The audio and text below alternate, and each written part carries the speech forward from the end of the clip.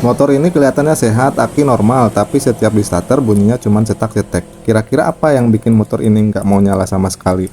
Jangan buru-buru salahkan aki dulu, karena penyebab sebenarnya bisa bikin kalian tercengang. Seorang mbak datang membawa Beat Fi dengan keluhan motor tidak bisa starter. Saat tombol ditekan, bunyi hanya cetak-cetek di bendik starter. Dari sini kita langsung curiga kerusakan ada di motor starter. Untuk memastikan dinamo starter, kita lepas. Proses pembongkaran memang tidak sempat direkam, tapi setelah dilepas langsung kita coba dites dengan cara jumper ke aki. Dan hasilnya jelas, dinamo starter sama sekali tidak berputar, artinya ada masalah serius di dalam dinamo. Oke, lanjut kita bongkar. Kondisi magnet masih bagus, angker juga masih normal, tapi ternyata masalah ketemu di brush atau arang starter.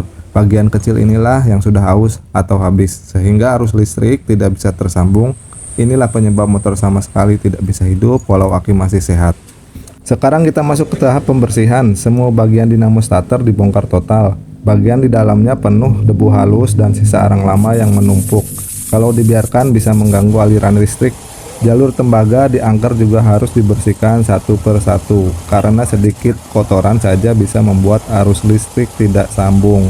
Bagian rumah dinamo kita bersihkan sampai benar-benar bersih, termasuk cek jalur kabelnya apakah masih kencang. Dudukan brush lama yang aus kita rapikan, karena kalau pemasangan tidak presisi, brush baru bisa cepat habis lagi. Setelah itu brush baru kita pasang, posisi harus benar-benar pas, tekanannya harus rata dan dudukannya tidak boleh longgar.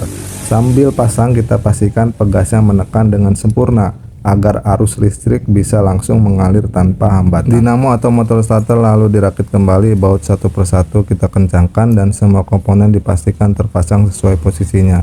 Proses ini memang terlihat sepele, tapi kalau salah sedikit saja dinamo bisa kembali rusak atau malah tidak mau berputar sama sekali.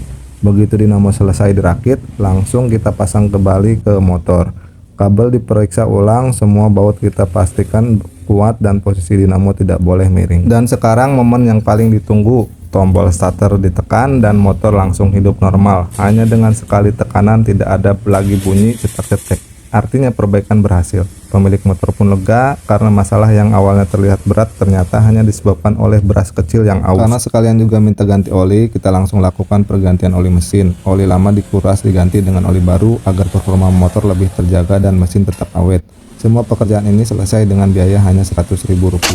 Sudah termasuk perbaikan motor, starter, dan ganti oli. Dari yang awalnya bikin panik karena motor tidak bisa nyala, ternyata masalahnya hanya ada di satu komponen kecil bernama brush starter. Jadi kalau motor kalian tiba-tiba susah di starter, jangan langsung salahkan aki, bisa jadi masalahnya ada di bagian starter.